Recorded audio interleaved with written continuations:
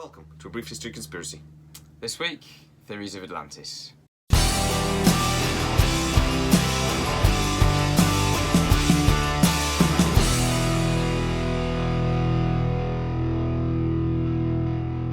you're new to our channel, please consider subscribing and hitting a like on the video. It really does help us. And so this week we're continuing looking at Atlantis. Yep. We're going to start off with Ignatius Donnelly.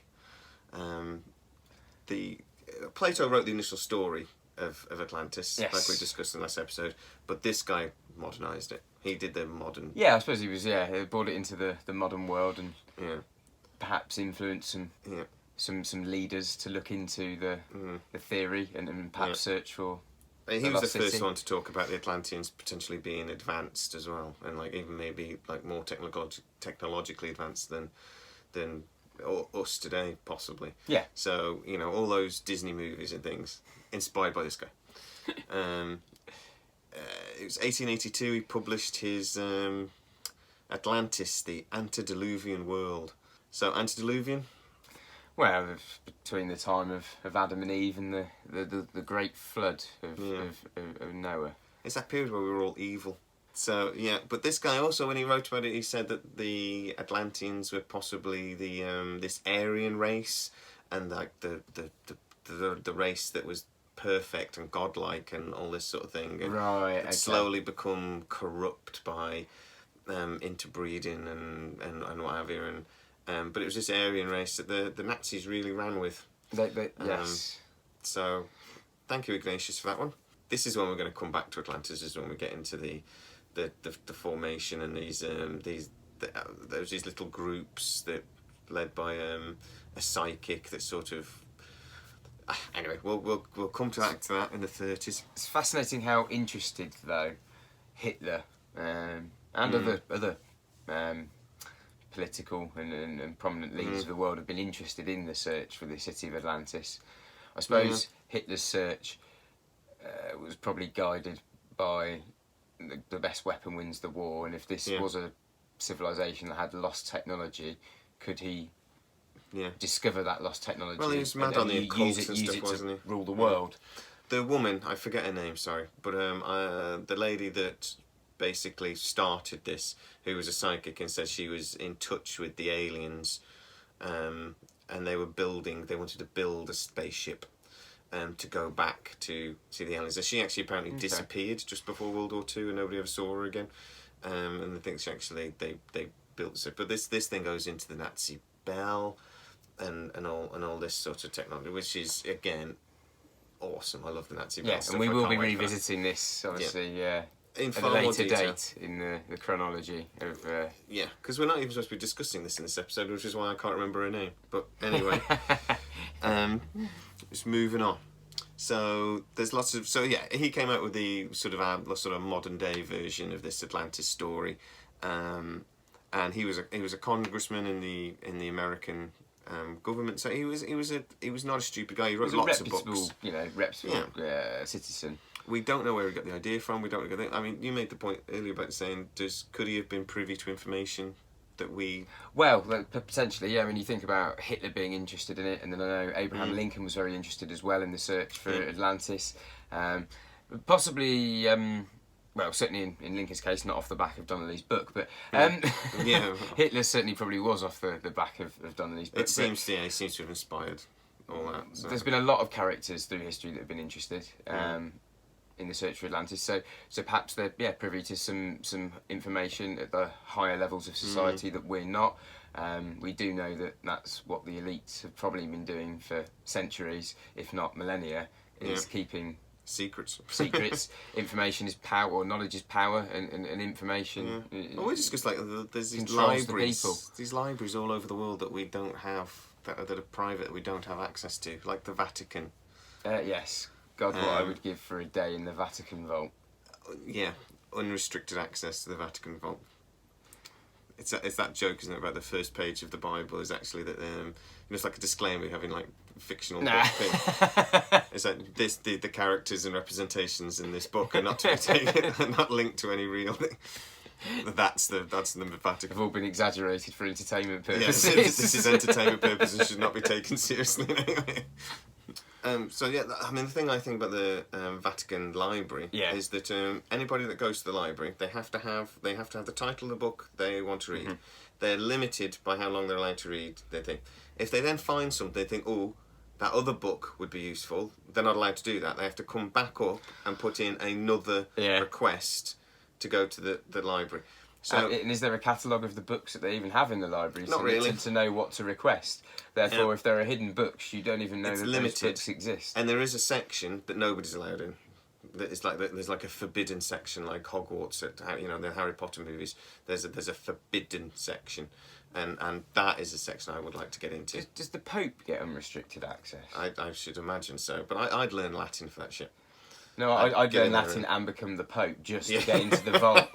Become the Pope. You can have a life of pretending to be a Catholic just to get into the Vatican Vault. Yeah. Oh yeah. It's a long game, that one. That is a long game. That's a long con. That is a long con. Yeah.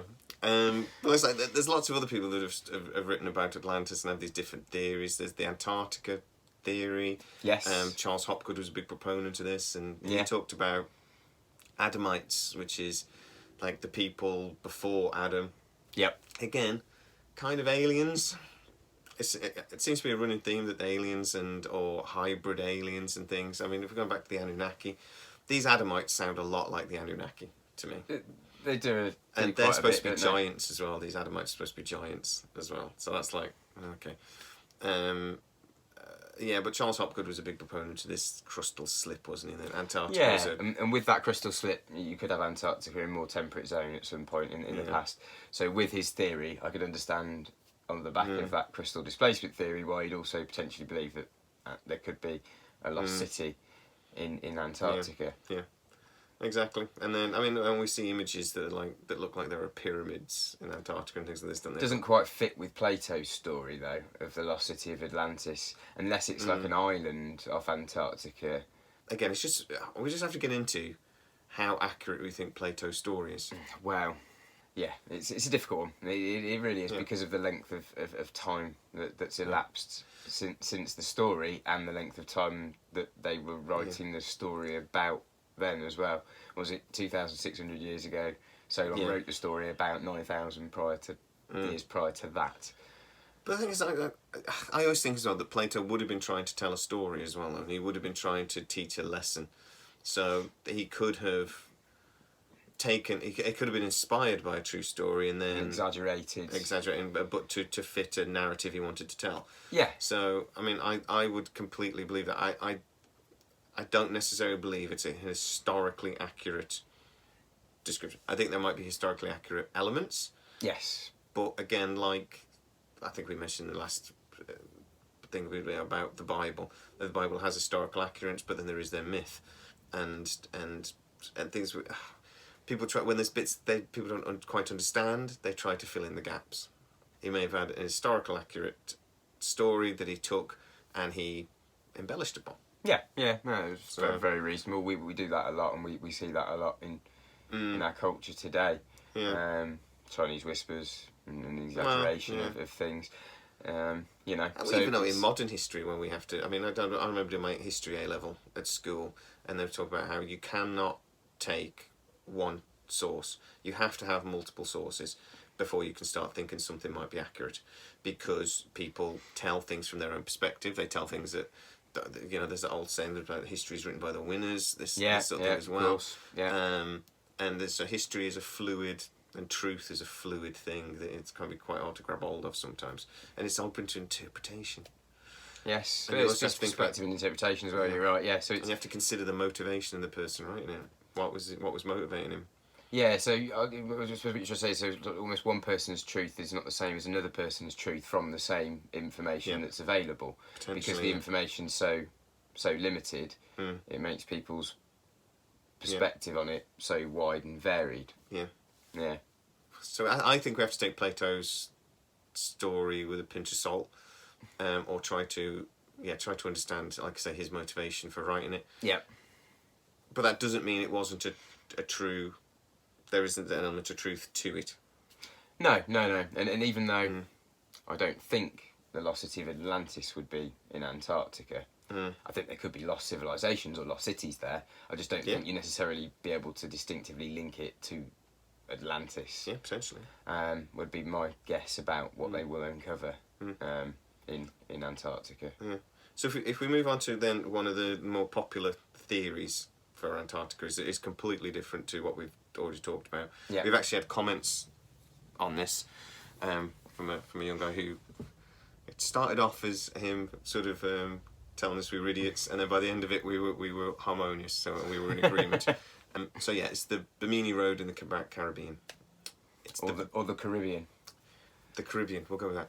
That's the American way of saying it, isn't it? Caribbean. Well, I'm saying Caribbean then. We call everybody else calls it the Caribbean, don't they? Yeah, well, we're not. Americans call it the Caribbean. We're British, we say things properly. I know. The Americans also call it aluminum. Well, yes. It's not aluminum. I'm not even going there. I'm not going there. There's another I in there, but by the way, I'm not going there. I actually generally remember seeing an advert years ago, and it was an American talking about the moon buggy. And it was this and we made it out of aluminum, and it was an Audi advert, because Audi had built one of the first cars that was sort of made out of aluminium, and it was like a big thing then. And I generally spent years thinking there was this wonder material called aluminum, that only was this and I didn't realise. I was in my 20s till I realised it was aluminium. Anyway, so yeah, the Bimini Road. So this was kind of popularised by an Edgar Cayce, who was a bit of a mystic and a prophet. He liked prophesying things. Okay. Apparently he was called the sleeping prophet, because he would be asleep and ask questions, and his answers were prophets. So, okay, with prophecies. Okay, so that's interesting. He would pretend to be asleep. Sleep. Well, yeah. Depending on whether you believe in clairvoyance or not. So, but he actually, quite annoyingly, got this right. He basically said that Atlantis was off the island of Bimini, and that a road to Atlantis would be discovered in around 1968, 1969. Then in 1968, divers found this road of Bimini, and it's about a mile long, and then it sort of hooks off at the end. It's believed to be a natural phenomenon, but it looks weird. It's these big 10 by 13 foot sort of blocks of different sizes, but blocks made out of sand, made out of limestone. Sorry. Yeah. And they're pretty bloody rectangular, and it looks man-made. Okay. It's interesting if it seems more man-made than a natural formation. Geologists think it is. It's a natural thing. You get lots of these sort of places, don't you? Like there was that place in India that's almost just a perfectly straight road, and that looks like big blocks again.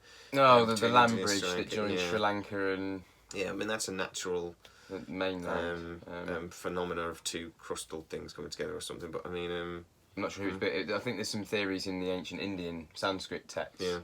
Yeah. Probably the Mahabharata about that road being built. Yes, I know. Yeah. By the gods. Yeah, exactly. But I think it probably is a natural phenomenon. But again, it would look like I'm not sure sea levels were lower, yeah, and it was there, and you could walk across it. It would look like it was built, wouldn't it, for us, even if it is a natural phenomenon. But I always think about the Devil's Causeway in Ireland, and that looks mental. Yes. But it is a completely natural phenomenon. Hexagonal formation. Yeah. It does look. It looks unnatural, but it isn't. It's so these things do happen, and you can get these things at almost perfect straight lines when things push together. And Charles Berlitz, he argued that actually Atlantis was on the end of this Bimini Road, but it was swallowed by the Bermuda Triangle. So it's gone, or it's in a parallel universe or something. I don't really know where he thinks it's gone, but it was swallowed by the so. There's a lot of theories about the Bermuda Triangle, and I guess we'll have to do that in depth as one individual conspiracy at a later date. Well, there's a couple of famous ones we'll just have to touch on, won't they? Like the aircraft, the World War II aircraft, just after it was at 46. It's a more modern phenomenon, probably because we've only got records of people going missing in that area that date back so far. Because the people prior to that went missing in that area just went missing and nobody knew they'd gone. Yeah, there are some really weird stories about the Bermuda Triangle, but I reckon statistically speaking, you don't get any more losses anywhere else in the world. Really? It's just that there's a high traffic, so you lose stuff goes down and things. But apparently, statistically, right. it's not relevant. Okay. But there are a few stories that are odd. Oh yeah, like that entire squadron of yeah, aircraft the that just got squadron lost in the and, 40s. Yeah.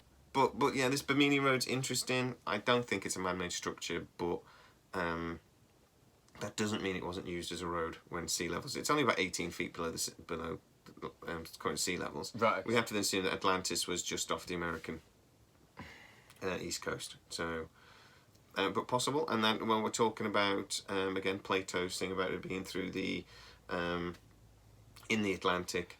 Yeah, in line with the Pillars of Hercules. Yeah, which is basically Gibraltar. We think. So again, it would have lined up with what we're talking about. What Plato yeah, talked it about. was. Yeah, the Caribbean. Yeah. Whether these things are areas are true or not, we know that there are lots of areas that were land in this period. Doggerland is what we call the area between Britain and France. Yes. Yeah. There would have been civilizations. We've talked about mammoth bones being dragged out of this region. It's not particularly deep even today, but this was land until around 10,000 years ago when it would have flooded. So, and I think people would have known about this. I wonder whether these sort of things, when the sea levels rose that much, would have inspired the Great Deluge, the Great Flood stories, because hundreds of thousands of people potentially would have lived in these regions. Yeah. And that were then lost to the sea. And you've got like High Brasil or something called Brasil Island, which is just off Ireland. That's another popular theory for where Atlantis is. And there's a lot of Irish myths that are very similar to the like myths like Poseidon and things like this as well, which has been used. But the problem is when the Romans sort of turned up, the Irish kind of adopted and adapted a lot of their myths and their gods and things and the Irish weren't big on writing stuff down. So it looks like some of their stories may have morphed with the Romans. So you're saying the Celtic tradition you think was more in line with the Greek and then morphed towards the Roman. They had their myths, and then the Romans turned up and they sort of went. Well, because the Romans would have looked like amazing, wouldn't they? Like these guys turned up in armour and stuff. They'd been like, what? So it kind of they sort of took on some of their and it looks like they sort of merged a little bit. But now we look back and we look like, well, that's Poseidon, and it would have. But I think that's where that came from. Okay. But that's another High Brasil appears on loads of maps, but it's now a sunken island. So and there's loads of myths about it in Irish culture about it being a cloaked island in mist and you can't get to it, but it appears like one day every 7 years and reminds me of some of the myths of King Arthur. Oh right, okay. So Avalon is similarly this that it's covered in mist and it only appears like one day. Okay, yeah, I'd have to double check this, but it just reminds me. My point is, it reminds me of other myths. There are other things that are similar with that are covered in mist and then they only appear for like one day. I'll have to look into that. I just think it's interesting how you get these myths that are similar and they across seem multiple to have cultures spanning multiple continents even. And that tends to indicate to me that when you have myths spanning multiple cultures across multiple continents, that there is some kind of true story behind the myth. It feels like there's a source to it, isn't it? There has to be a one source, and it's not that these cultures have just made up their own myths that coincidentally happen to be exactly. the same. Maybe if one culture and another culture had two myths or had their own mythology where they had a very similar story, but there were some differences, you could say, well, it's possible they had two separate events that happened in two different parts of the world.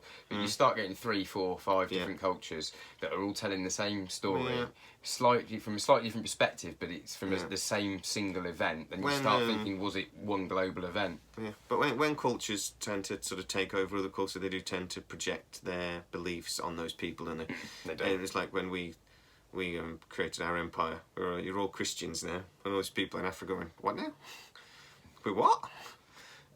We do tend to sort of go, no, we're right, and you're wrong, and I think there possibly an element of that, isn't there? People invading other people and then going, right, now our stories are your stories. Well, yeah, especially when it's enforced by death. Yeah, you know. exactly.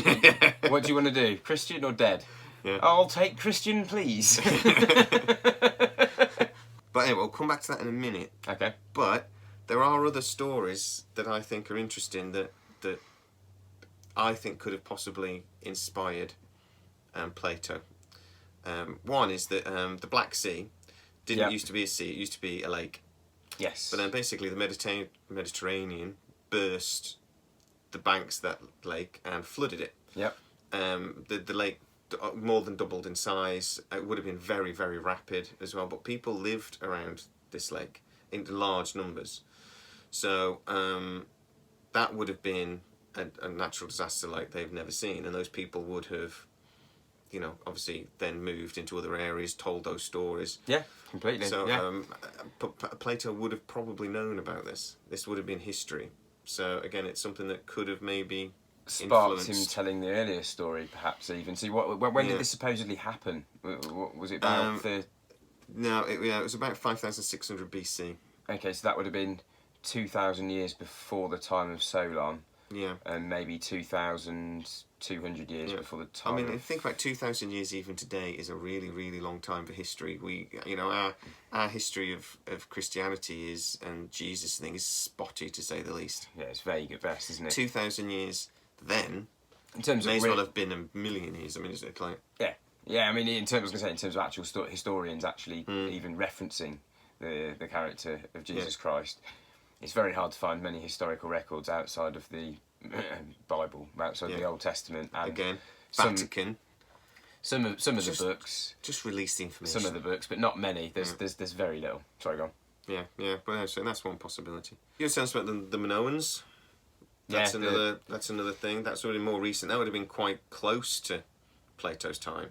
Because I think we're talking about 1600 BC there, aren't we? I think there's a volcano, isn't there, on the island of Santorini in...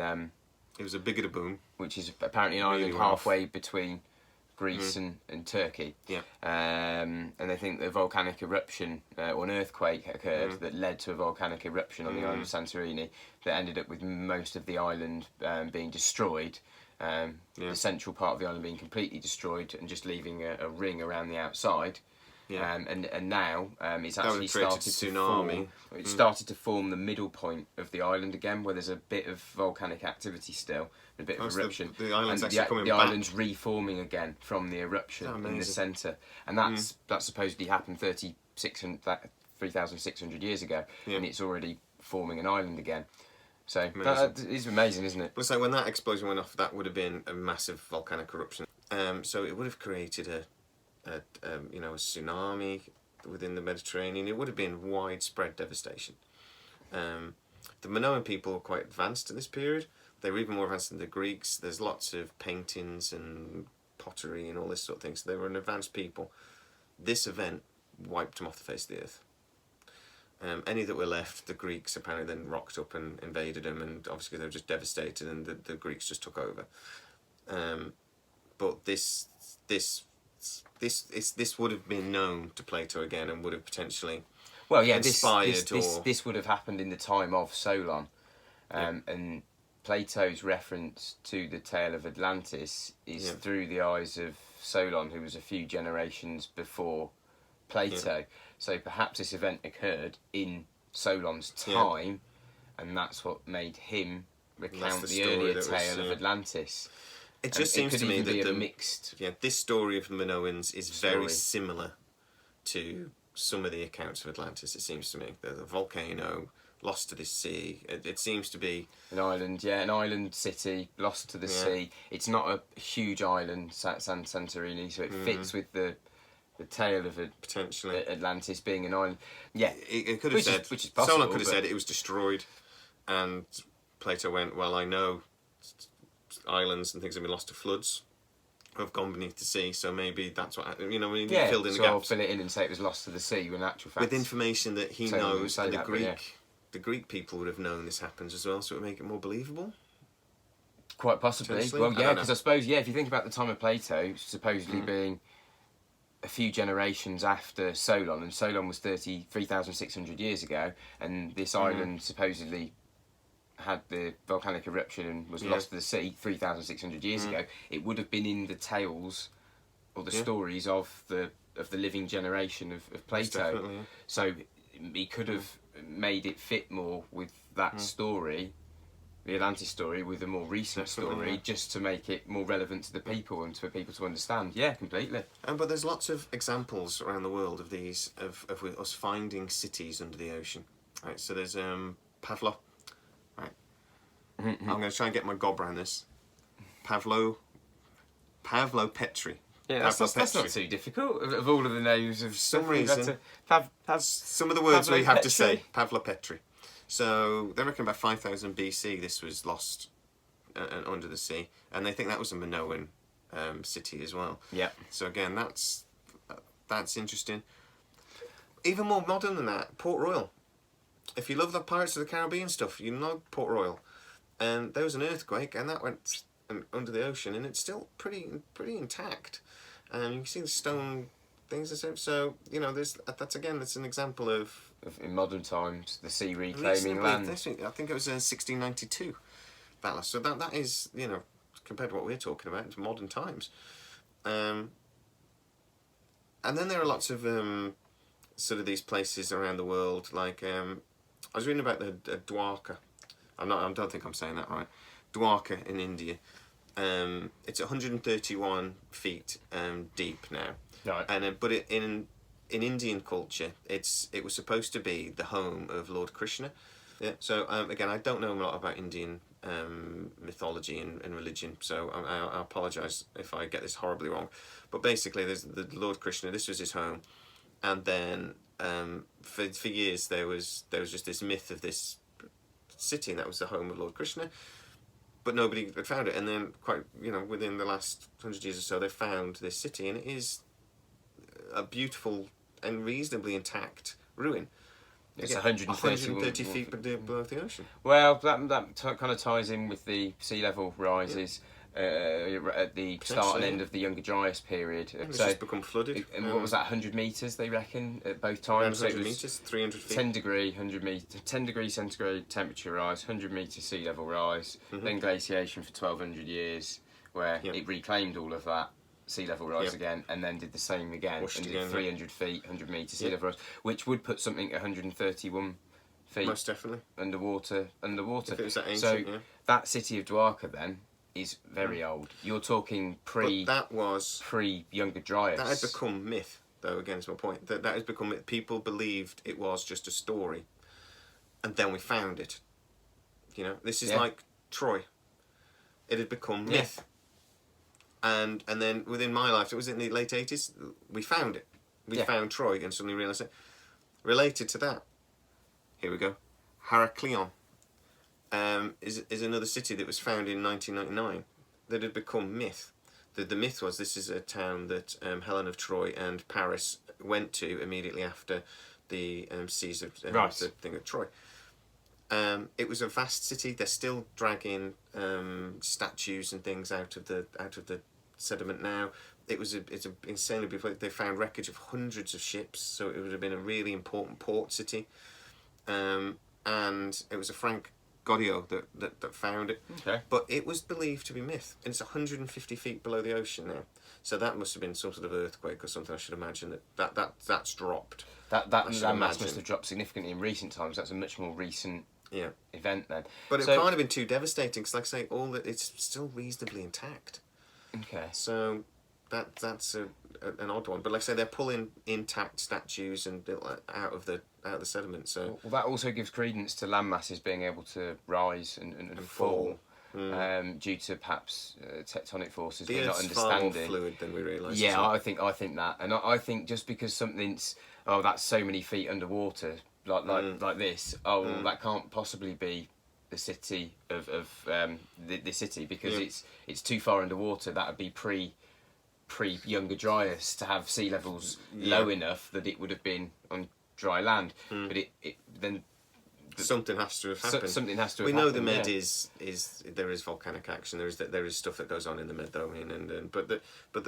This city again, believed to be myth, found it. So anybody for me that says Atlantis is pseudoscience and couldn't have existed is closed-minded and, yeah, and not open enough to new viewpoints. And I'd say a bit of an idiot, because we've repeatedly proven that these things do slip into myth, and there's seems to be a nugget of truth. Find the city. Haven't they also found the cities of Sodom and Gomorrah, the biblical cities as well? And the wall that was is it the walls of Jericho that were destroyed? Yes, by it, and they've it was. And that was the myth again. And then they've found evidence that it looks like it was, and definitely even found evidence of gunpowder. So okay, I didn't know about the gunpowder bit. I think so. Right, okay. I'll have to. That might be not true. Yeah, I was going to say, we'll I double might edit check that out just in case that's bullshit. So, but I do think it was last year they actually found archaeological evidence of this wall that had been knocked down, and that this story might actually be true. But again, it won't be the story that. That's why I say you should always take all these stories with a pinch of salt, even the ones about the giants of old and Nephilim in the Bible. Yeah. Don't necessarily go, giants don't exist. Well, they might not now, but did they in the past? Do you know without certainty? I can't wait till we get to Petra. That's going to be towards the end of this series before we start talking about pyramids and things. But yes, Petra, that's an interesting city in relation to giant. Massive doors. Yeah. And they had to carve this out of solid thing. So you'd think, maybe I'm just lazy, but I'd have built that door as just the size necessary. I'd have measured myself, and that's how much I'd have built that door, because I'm carving this thing out of solid rock. So And then the rooms, they're enormous. 6 foot, I'd have been happy with. I've got a good, I'll go 7, just in case there's the odd tall person. Yeah, it'd be nice. But what I wouldn't go is like 30. Unnecessarily. It's a lot of extra carving. Unless you're building it just in case the masters come back. Return. But anyway, so Petra's fascinating.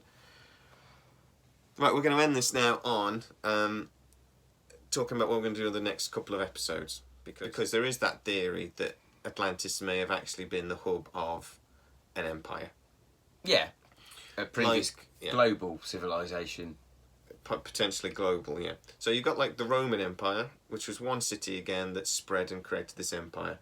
So that's an example of the kind of thing I think we're talking about, is that it's possible that from one city becoming advanced quicker than others, that spreads. And I think we're going to be talking about sites all over the world that could potentially be outposts of Atlantis. I mean, Solon talked about Egypt being an outpost of Atlantis. Yes. I wonder about, we seem to see pyramids built all over the world. There's sunken pyramids off the coast of Japan in China.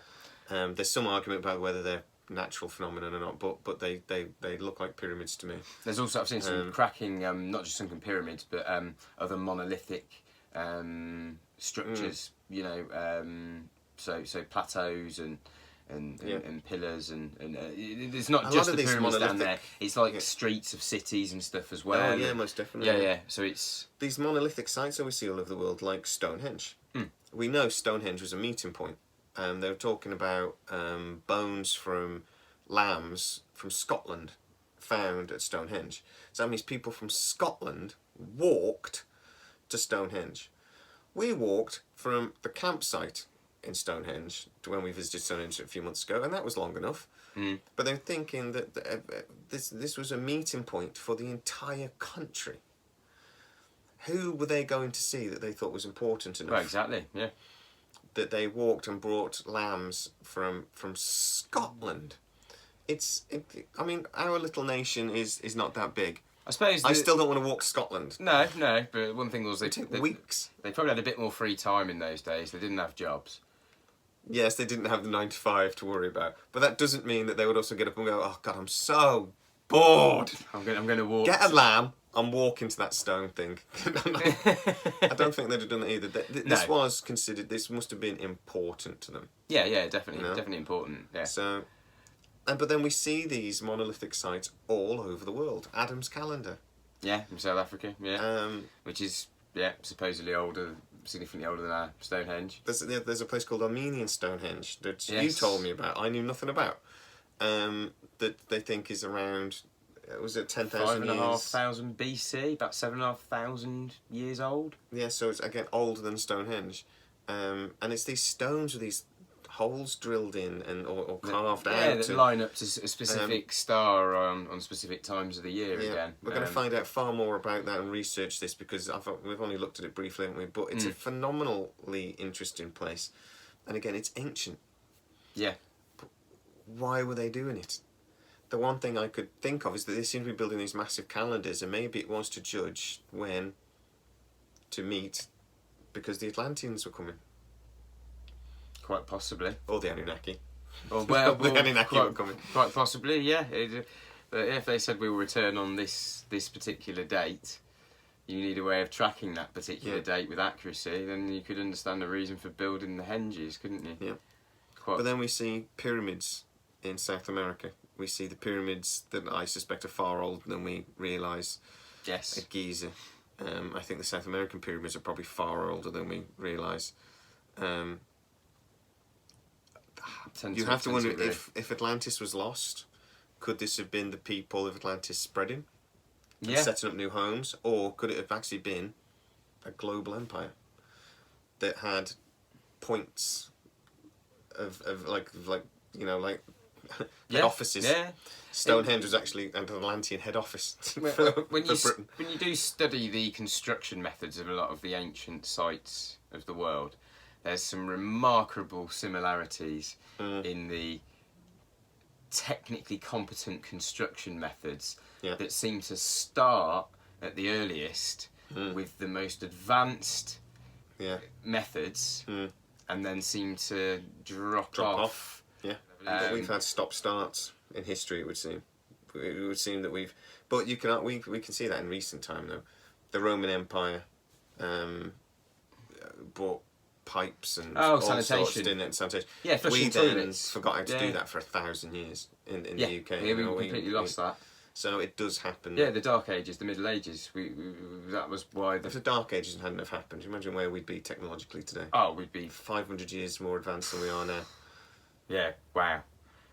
Well, yeah, and through that lack of or that loss of sanitation came the Black Death. Well, the Black Death and wiping out the Spanish flu, wiping out. There's been a lot of instances where there's been an outbreak of a virus, or that's wiped a lot of us out. On a sanitation level, we didn't get back to that until Victorian times. Yeah. We just used to throw our poop in the street. But I mean, there's lots of things technologically, let's speaking, that the Romans did that we then just forgot for 1,000 years, and so I do think you see this stop-start of technology because you've always got the possibility of natural events, cataclysmic events, wiping people back out to the bottom again and having to restart, haven't you, as well? So it's you're right. I think which is exactly where we get to when we talk about the Younger Dryas event. Yeah. And exactly what we're talking about with Atlantis, that we could have had an advanced worldwide global empire.